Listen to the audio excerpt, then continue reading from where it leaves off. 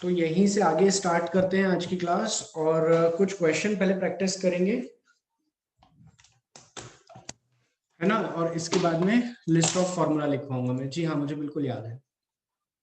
चलो ये question solve करो, फटाफट सॉल्व करते जाओ question.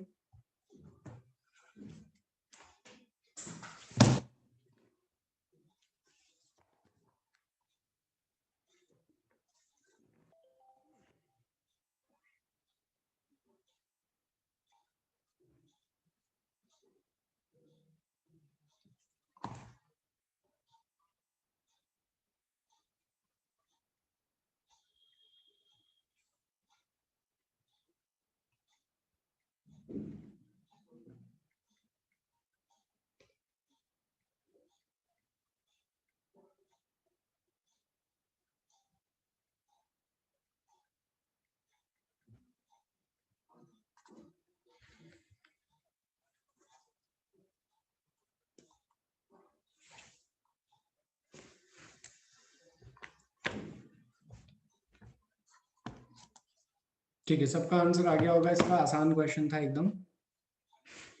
Next,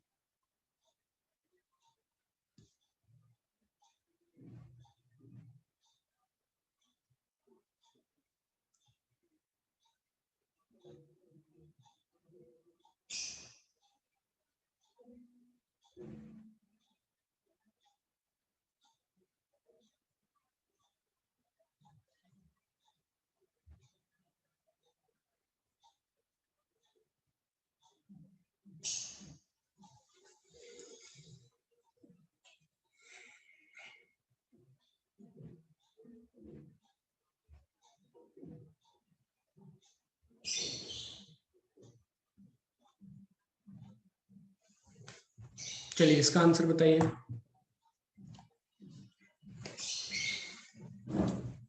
Two particles of mass 4 kg and 2 kg are located as shown in the figure.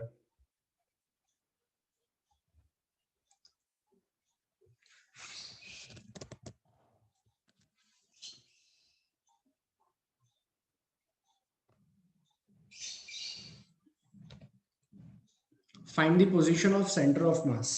देखिए,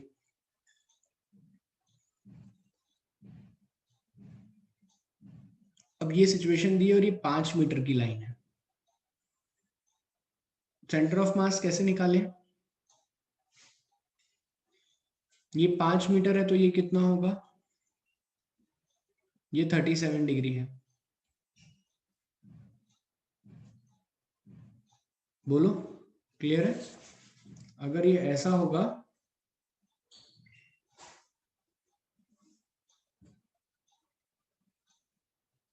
उल्टा लिख दिया मैंने, हाँ।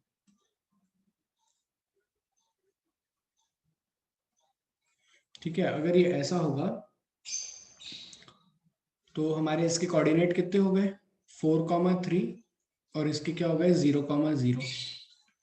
m1x1 प्लस m2x2 अपॉन में total mass m1 plus m2 is the position of XCOM m1y1 plus m2y2 upon में m1 plus m2 is the position of YCOM।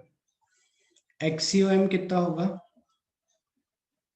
Sir? XCOM देखेंगे तो ये तो हो गया 0, m2 है 2, x है 4, डिवाइडेड बाय 4 और 2 6, 1। y1 देखेंगे तो 0, m2 है 2 और ये है 3, डिवाइडेड बाय 4 2 6, 1 आ रहा है। 4/3 क्यों? 4 2 जा 8 होगा। अच्छा सॉरी, 4 2 जा 8/6, 4/3 सॉरी। तो आ रही है situation 4/3 I cap plus J cap is R common.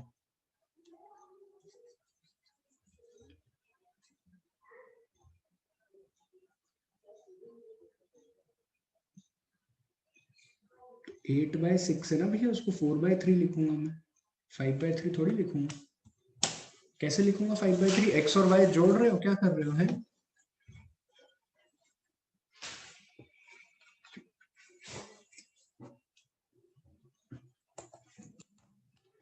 हाँ सर बोलो। चलो ये क्वेश्चन करो। चलिए इस क्वेश्चन में क्या कह रहा है,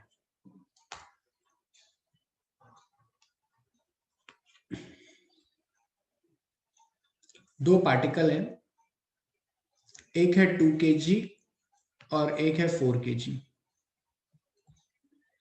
if a 4 kg is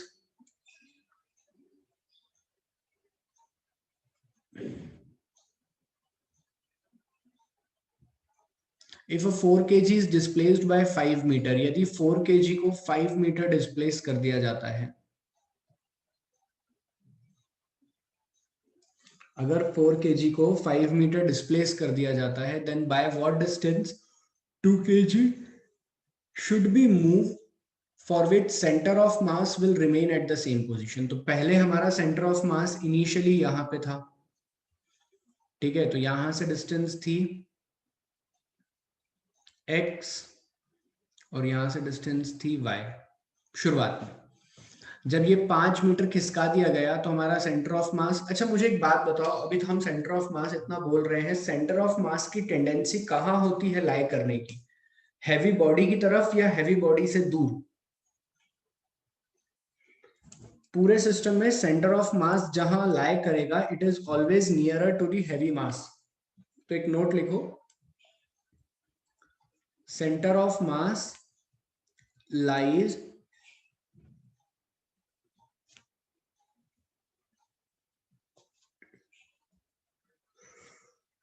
towards heavy mass lie करता है, ठीक है। अब मान लो अचानक से नई पोजीशन आ गई, जो नई पोजीशन आई वो क्या आई,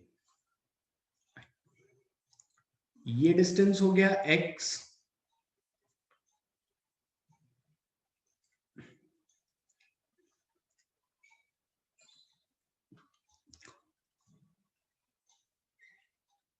ये डिस्टेंस कितना हो जाएगा, x प्लस x1,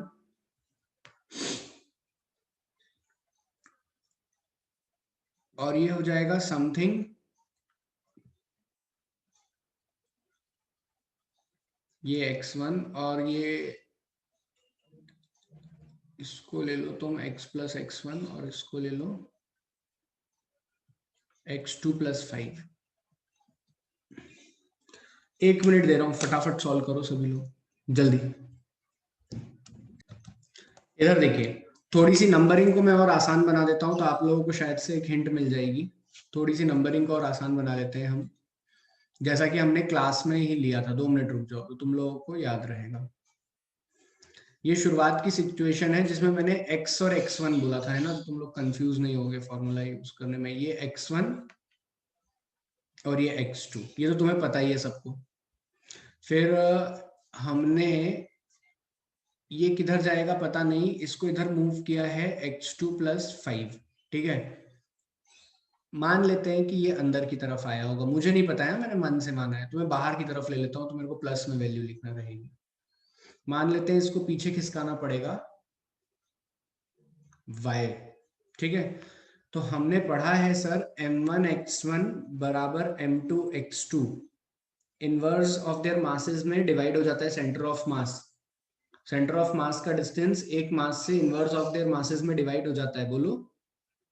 एक नोट लिखा था हमने क्लास में, तो यहां से अगर मैं लिखना चाहूं तो ऐसा भी तो लिख सकता हूं, m1 x1 plus Y must be equal to m2 x2 plus 5।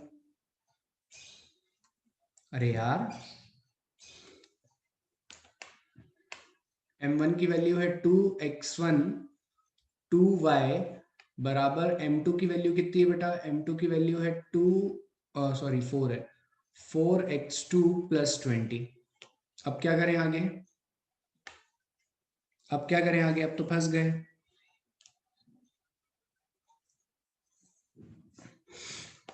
इस वाली इक्वेशन का एक बार और यूज करो, पहली इनिशियल सिचुएशन का, तो इनिशियल सिचुएशन के हिसाब से क्या लिखोगे, 2x1 बराबर 5x2। तो 2x1 की जगह पे क्या लिख सकते हो,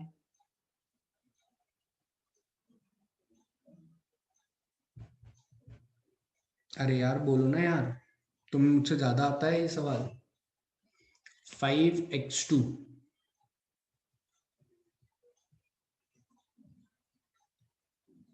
अब क्या करें,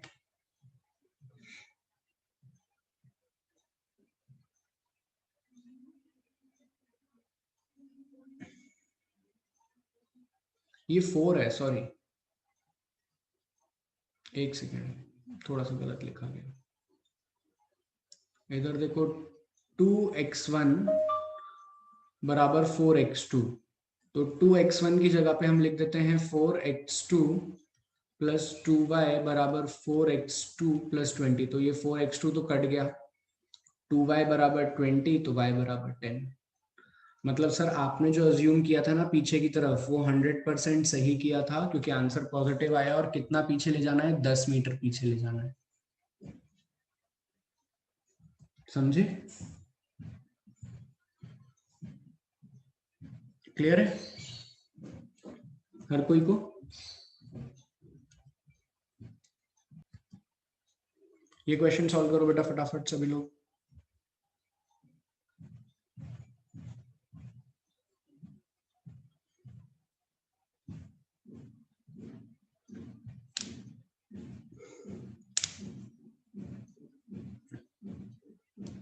क्वेश्चन एकदम लास्ट क्लास में जो पढ़ाया था वैसा ही है। और वाई कैप कितना है,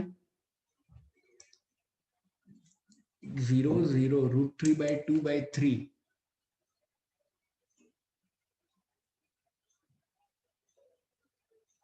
यही तो होगा, 0 + 0 + 3√3/2।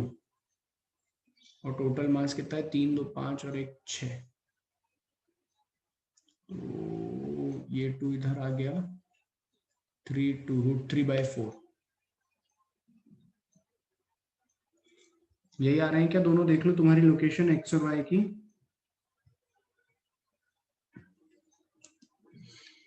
मैं सॉल्व करूं मतलब, है ना, नालायक को, तुमने गलत किया है। चलो इधर देखो, चलो देखो सर, एक्स कॉम करते हैं तो एक्स कॉम क्या आएगा, 1 × 0 2 × 1 प्लस 3 × 1/2 होल डिवाइडेड बाय 6। तो 2 + 3/2/6, 2 2 4 7/2/6, 2 2 4 + 3 7/2/6। ये आ रहा है पहला, क्लियर है।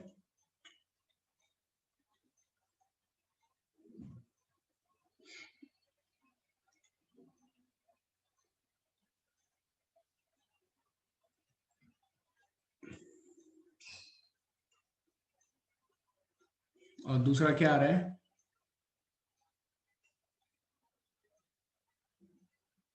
सर अगर दूसरा देखें तो दूसरा आ रहा है, 0 हो जाएगा, 1 × 0 2 × 0 और 3 × √3/2/6। तो आ रहा है √3/3 1 जा 3 2 जा √3/4 जी कैप। अब तुम लोकेशन निकाल लेना, ठीक है। चलिए, यहां तक हो गई हमारी जनरल। अब कुछ लिस्ट ऑफ फॉर्मूले लिखवा रहा हूं मैं कंटिन्यूअस मास बॉडी के लिए, वो तुम्हें याद होने चाहिए। ठीक है, क्या लिख रहे हैं हम लोग,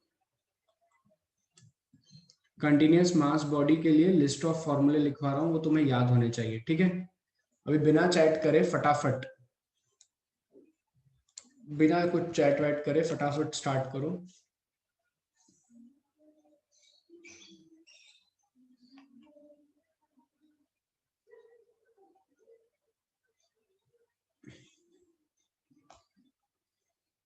सबसे पहला आता है एक ट्रायंगल प्लेट, एक ट्रायंगल प्लेट, एक ट्रायंगल प्लेट का किधर होगा, एक ट्रायंगल प्लेट जिसकी हाइट कितनी है h,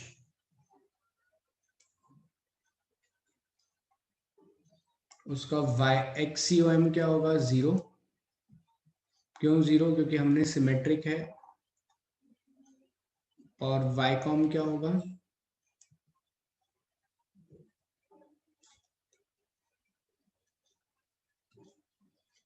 2h by sorry h/3, not 2h/3, h/3। Second case, ये आपको याद होना चाहिए। एक सेमी सर्कुलर डिस्क का कहाँ होता है, कल ही डिराइव करा था, बताओ।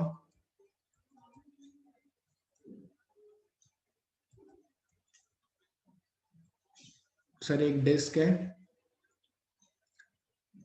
r रेडियस की, उसका वाईकॉम जो होता है वो आता है, किधर आता है, कल ही पढ़े थे। सेमी सर्कुलर प्लेट 4r/3π किधर आता है, 4r/3π।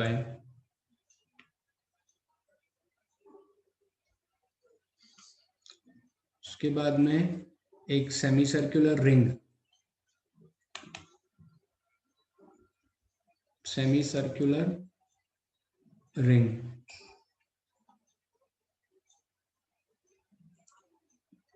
इसका वाईकॉम किधर आता है 2r/π पे। उसके बाद सर एक square plate each of side a, इसका XCOM a/2 और इसका YCOM भी कहाँ आता है a/2 पे। उसके बाद आपने पढ़ाया था एक रेक्टेंगुलर प्लेट L और B की, इसका XCOM L/2, YCOM B/2। Rectangular plate, rectangular plate, square plate. उसके बाद में एक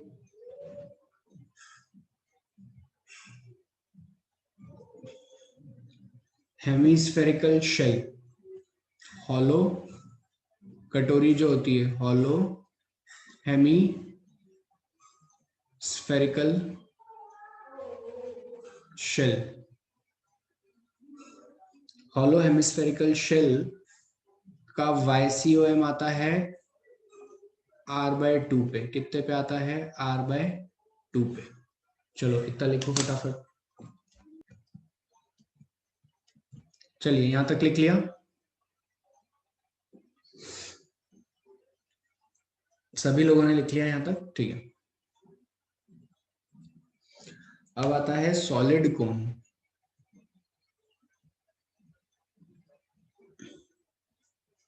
सॉलिड कोन, हॉलो कोन और सॉलिड हेमिस्फीयर।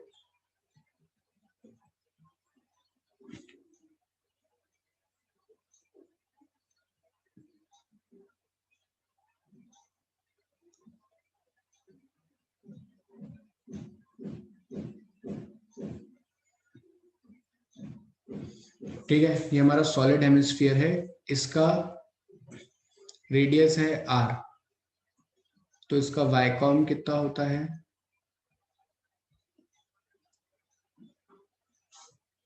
फिर ये सॉलिड कोन,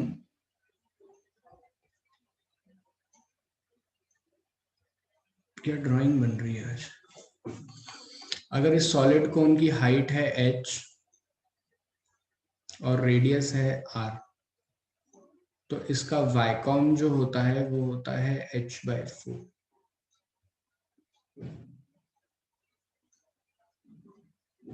ये क्या है हमारा सॉलिड कोन। और अगर ये हॉलो कोन होता हमारे पास में,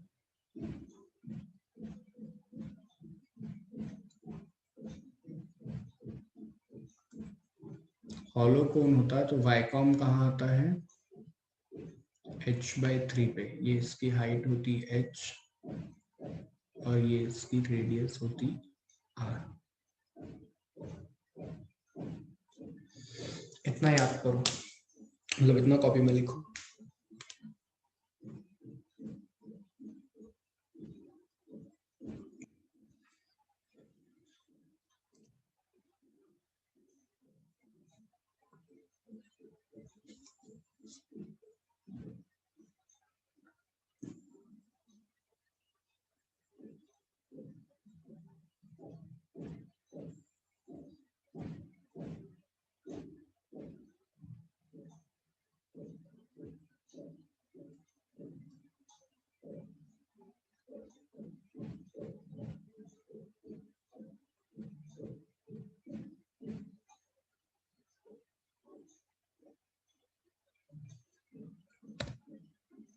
r/2।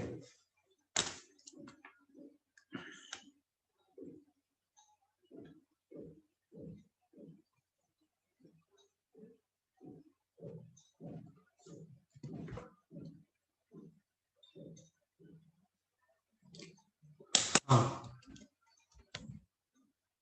Heavy mass, why centre of mass lies towards heavy mass. कोई बता सकता है क्या इसका रीजन?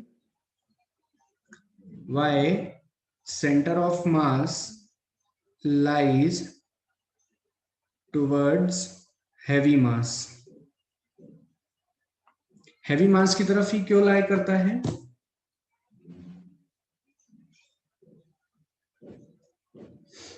देखिए,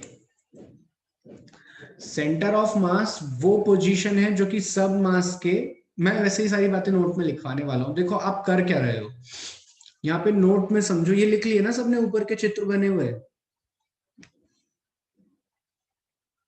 हाँ, अब देखो,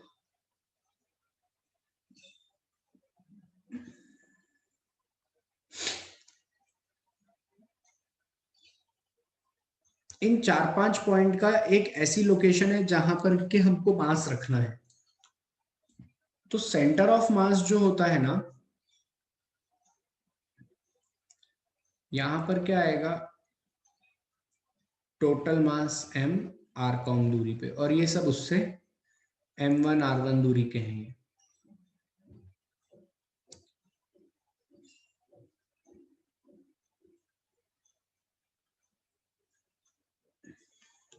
ऐसे तो m1 r1 m2 r2 m3 r3 m5 r5 बराबर m टोटल r कॉम। यही लिख रहे हैं हम, बोलो।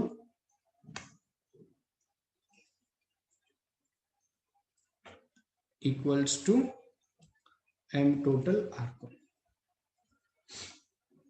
बेसिकली ना हम हर पॉइंट का r1 r2 दूरी पर मास के साथ मास और डिस्टेंस का मल्टीप्लाई कर रहे हैं, m2 मास और डिस्टेंस का मल्टीप्लाई कर रहे हैं। तो सेंटर ऑफ मास की जो लोकेशन होगी ना, वो हमेशा ऐसा पॉइंट आएगा जो कि सम ऑफ ऑल दी मासेस के नियर अबाउट हो, मतलब जहां पर हैवी मास या जहां पर कंसंट्रेशन ऑफ मास ज्यादा हो उसके नियर अबाउट हो। ठीक है, क्या कर रहे हैं हम, सम ऑफ मास का जो कंसंट्रेशन है उसके नियर अबाउट आती है उसकी लोकेशन। क्लियर है? इसीलिए सेंटर ऑफ मास जो होता है वो कहां लाई करता है, टुवर्ड्स दी हैवी साइड। क्योंकि कंसंट्रेशन जो भी, जैसे कि झुंड है, मान लो जैसे कि तुम्हारे को एक कोई कंसंट्रेशन न्यूक्लियस है। अब न्यूक्लियस में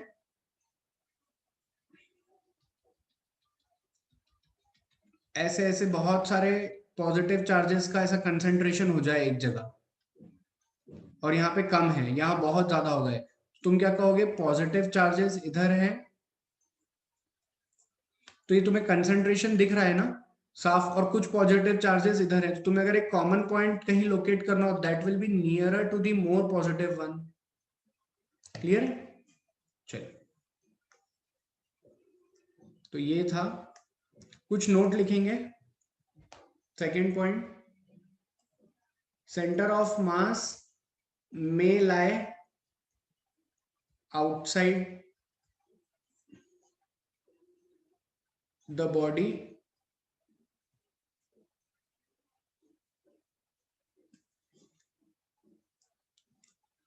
ठीक है।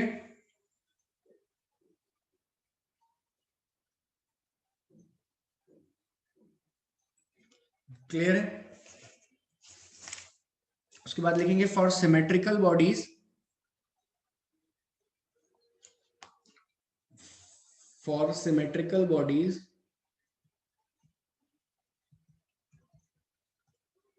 center of mass lies at the geometric center।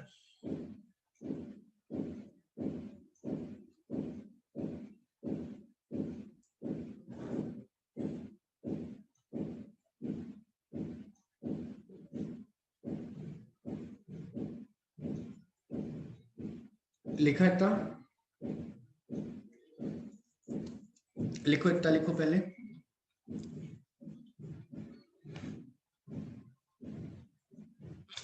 अच्छा, एक और नोट लिखना, सेंटर ऑफ मास एक सेक्टर सुना है आपने, आप लोगों ने कक्षा 10वीं में पढ़ा होगा, ऐसा एक सेक्टर थीटा एंगल पे, which is the part of circle, है ना, आर रेडियस। तो अगर एक ऐसी प्लेट है, क्या कहते हैं इसे, sector of a circular plate.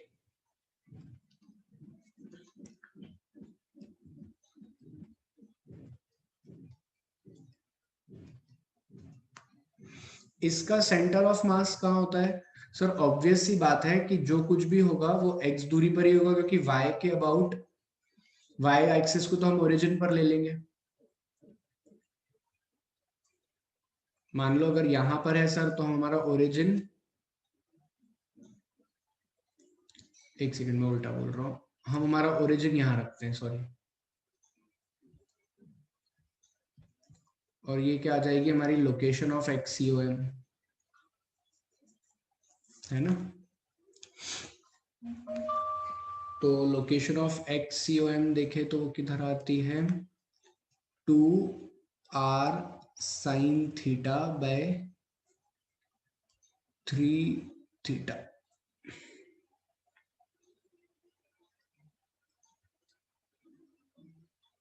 Clear है। ऐसे ही अगर कोई रिंग होती है, ring, sector of a ring, कभी कभी इसको वायर भी बोलते हैं, कुछ किताबों में वायर भी बोल देते हैं रिंग की जगह, कि तार भी एकदम पतला ही होता है।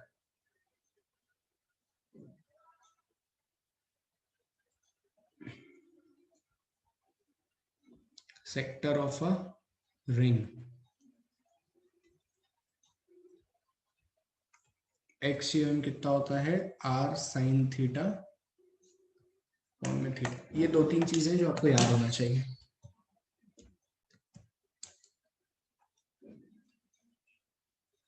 यहां पे लिखो थीटा काय में रखना है, रेडियन में,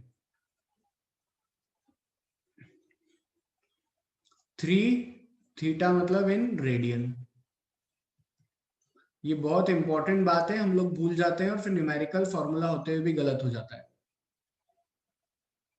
हाँ सही, समय बता रहा, रुक जाओ।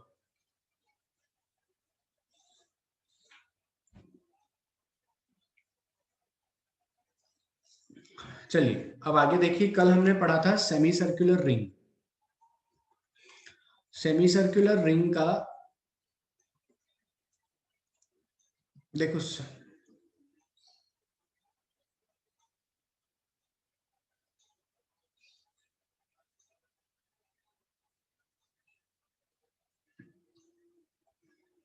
ये एंगल यहां पर ना, फिर थीटा बाय 2 करो, नहीं रुको एक दो मिनट, इसे लिखो, एक दो मिनट बेटा, इसे लिखो 2 थीटा, और ये एंगल भी है 2 थीटा, तो यहाँ पे जो हम थीटा लिख रहे हैं दैट इज हाफ एंगल। मैं क्वेश्चन कराता हूँ अभी, देखो।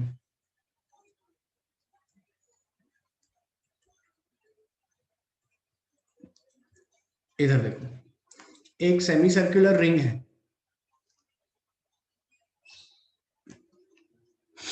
इसके लिए अगर तुम्हें फॉर्मूला लिखना है तो इसे sector of circular sector of a ring बोल सकते हो, बिल्कुल बोल सकते हैं सर।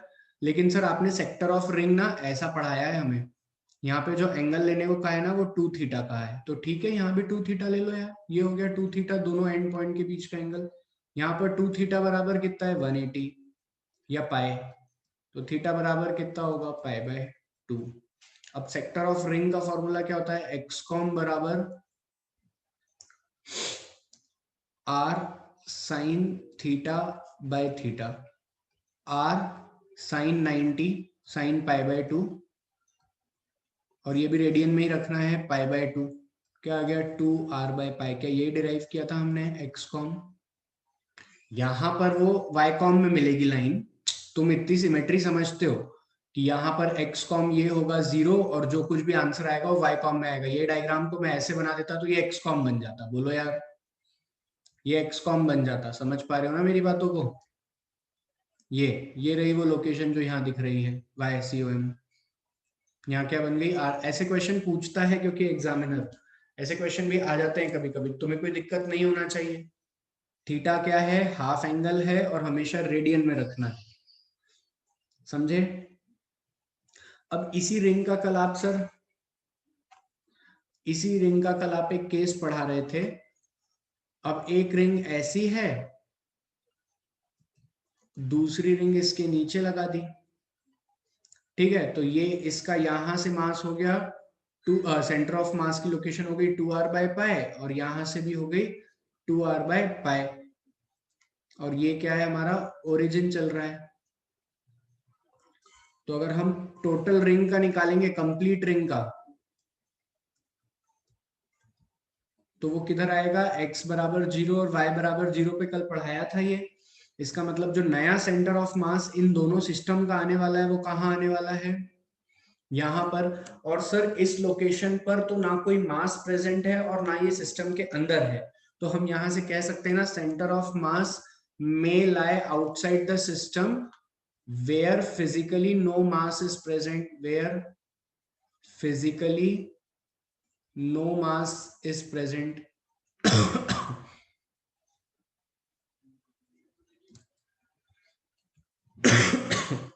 समझे, इतना लिखो,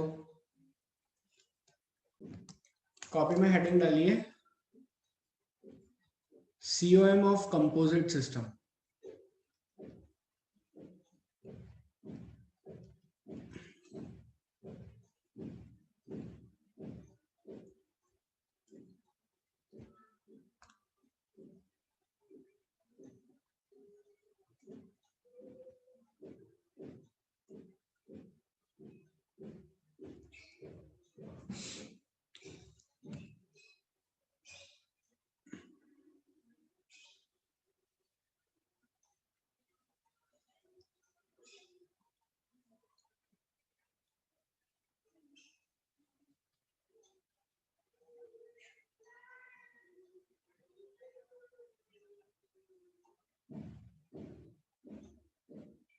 चलिए अब कंपोजिट सिस्टम्स क्या होते हैं देखते हैं हम।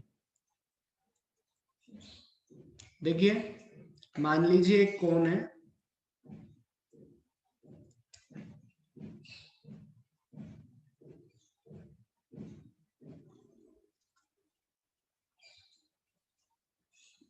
उस कोन के ऊपर एक सॉलिड हेमिस्फीयर रखा है।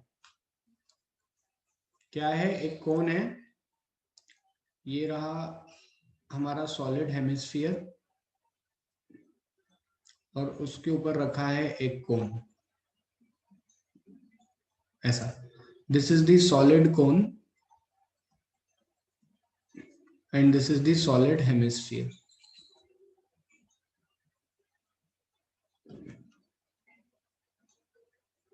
रेडियस r है, हाइट कैपिटल H है। अब मैं इसमें अच्छे से अच्छे क्वेश्चन भी करा सकता हूं, ठीक है, तो देखते हैं। Both material are of same, sorry, both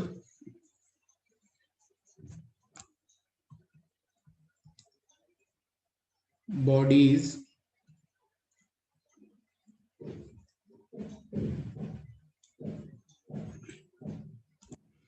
are of same material, क्या लिख रहा हूं मैं भी, are of same material। अच्छा, दोनों सेम मटेरियल के हैं, मतलब ये भी आयरन का बना हुआ है और ये भी आयरन का बना हुआ है। फाइंड द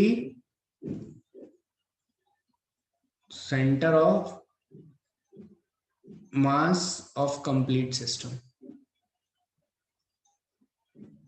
देखो ये जो टॉपिक है ना, ये टॉपिक सिर्फ न्यूमेरिकल बेस्ड टॉपिक है। कैसा है ये? न्यूमेरिकल बेस्ड टॉपिक है। क्लियर हुई बात? ये कैसा टॉपिक है? न्यूमेरिकल बेस्ड टॉपिक है। तो तुम्हें सीखना पड़ेगा मेरे साथ। यहाँ पे कैसे करना चाहिए ऐसे क्वेश्चन, कोई आइडिया है क्या आप लोगों को?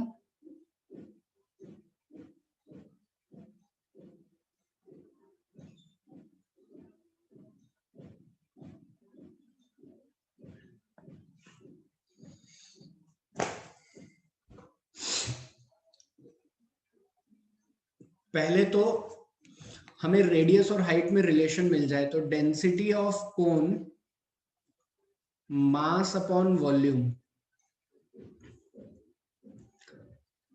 Mass of cone upon volume of cone, और डेंसिटी ऑफ हेमिस्फीयर कितना होगा?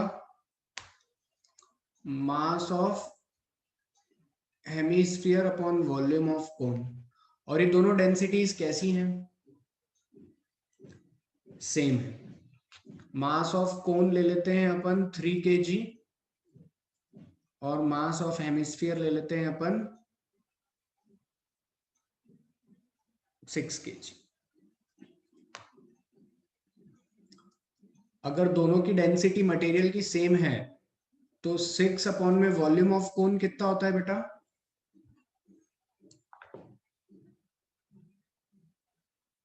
तो क्या लेंगे निधि बताओ?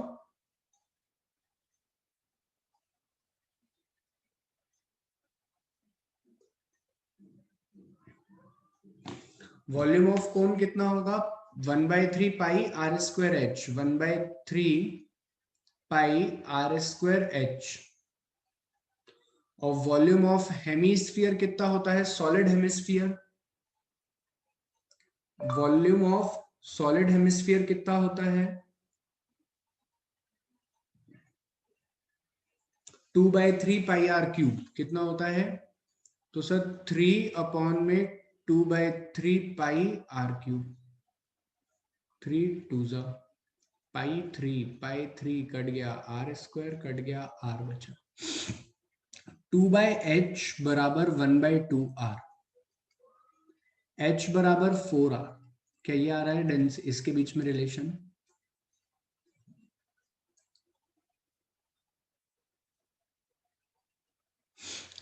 अब अपनी बुद्धि का प्रयोग करते हैं हम।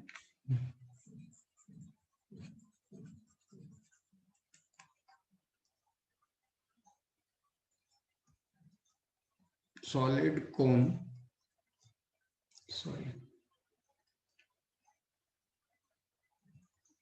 और solid cone, mass of hemisphere था 6 और मास ऑफ कोन था 3। इधर देखो, इसको मान लेते हैं हम ओरिजिन। यहां से सॉलिड कोन है, अभी फॉर्मूला लिखवाया था h/3 नीचे होगा क्या? सेंटर ऑफ मास कोन का।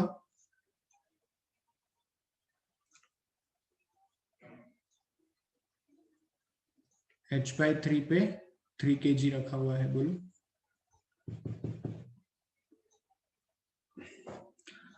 और अभी पढ़ा था हमने कि इससे ऊपर आयरन का है, अभी पता है हमको, इससे ऊपर देखो फॉर्मूला, लिस्ट ऑफ फॉर्मूला देखो। सॉलिड हेमिस्फीयर का 3r/8 पर आता है। कहाँ आता है 3r/8? यहां से कितना ऊपर? सर ये है 3r/8। r की वैल्यू h/4 डाल दो, या यहाँ पे लिख लो, एक काम करो, h की वैल्यू 4r/3। क्या अब हमारे पास में 2 पॉइंट सिस्टम बन गया है? दोनों पॉइंट के बीच का डिस्टेंस कितना है? एक है 3, एक है 6 kg। दोनों के बीच का डिस्टेंस तो बता दिया करो यार। 3/8 प्लस 4/3 कितना होगा?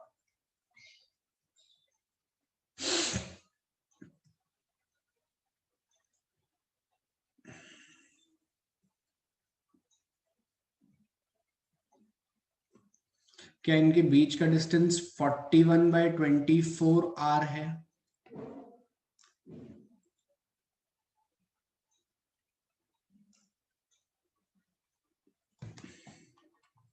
बोलो यार।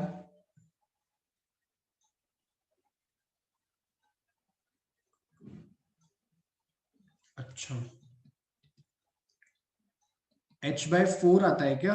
अच्छा, सॉरी सॉरी सॉरी, सॉलिड कोन के लिए h/4 आता है। ठीक है, करेक्शन कर लेंगे, वो कोई बहुत बड़ा नहीं है।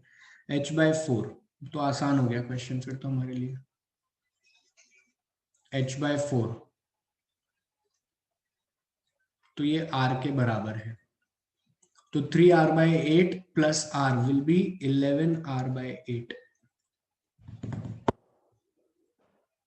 अब कुछ नहीं करना है, m1y1 m2y2 अपॉन में m1 plus m2, location of centre of mass आ जाएगी।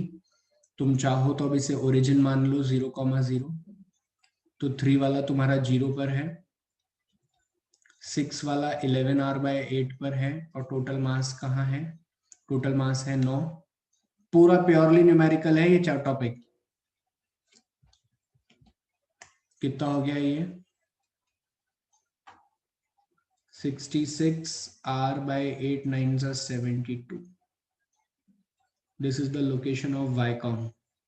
कहाँ से आई है ये लोकेशन? मैं ग्रीन पेन से मार्क कर रहा हूँ, देखो ब्लू से कर देते हैं। चलो सर, ये लोकेशन ना यहाँ से आई है, ये वाले पॉइंट से इन दो के बीच में आई है। उसमें सर ये जमीन की हाइट भी जोड़ देना आप प्लीज, रिक्वेस्ट है सर आपसे। आपने इसको 0 माना था ना ओरिजिन, तो अब जमीन की हाइट कितनी होगी? ये h/4, तो h में से h/4 गया तो बचा कितना? 3h/4। तो 66r/72 में h/4, h की जगह पे लिखो 4r इंटू 3/4, 3r। ये जोड़ देना, तो क्या location of centre of mass आ गई। हालांकि आंसर बहुत गंदा है, कोई दिक्कत नहीं है, लेकिन समझ में पूरा आ गया। क्लियर है क्या कंपोजिट सिस्टम्स हर किसी को अच्छे से? हाँ या ना बोलो।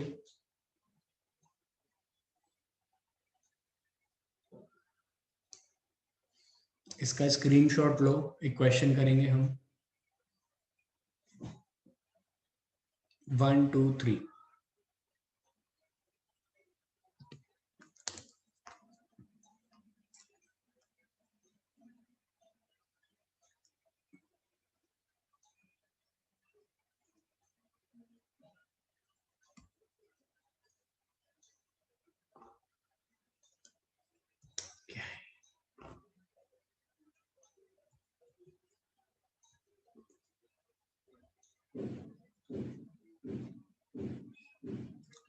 A square plate,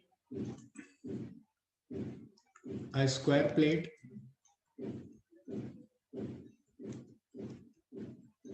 and circular plate welded together as shown. Welded together as shown. Physics कम सर, ज्योमेट्री ज्यादा चल रही है। ध्यान से देखो तो फिजिक्स कम, ज्योमेट्री ज्यादा चल रही है लोकेशन निकालने का काम। Find COM of the system.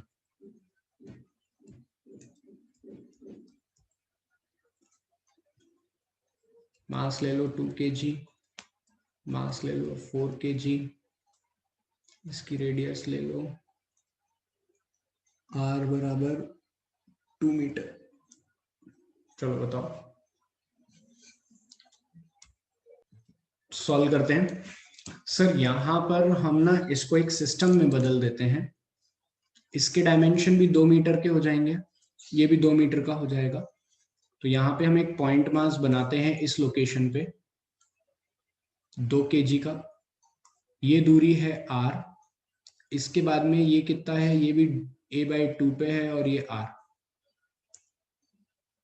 तो r हो गया 2 + 1 3 मीटर बराबर ये हो गया 4 kg का।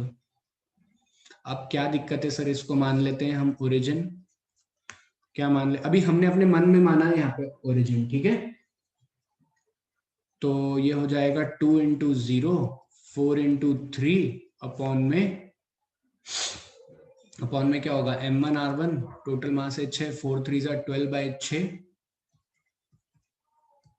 2।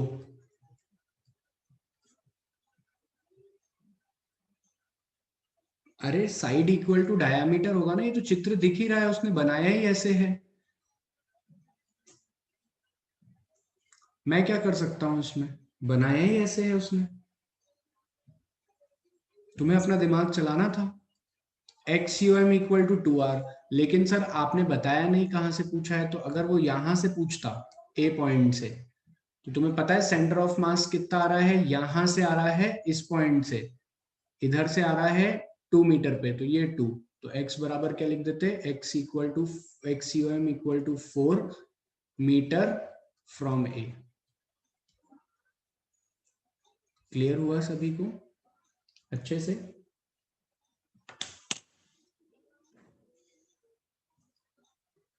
सेम लॉजिक यूज होता है, सेम लॉजिक यूज होता है, चलो वो कल की क्लास में पढ़ लेंगे हम। चलिए अभी यहीं तक रखते हैं। So this is all for today's class, बाकी फिर हम नेक्स्ट क्लास में कंटिन्यू करेंगे, थोड़ा सा बड़ा टॉपिक है, ठीक है।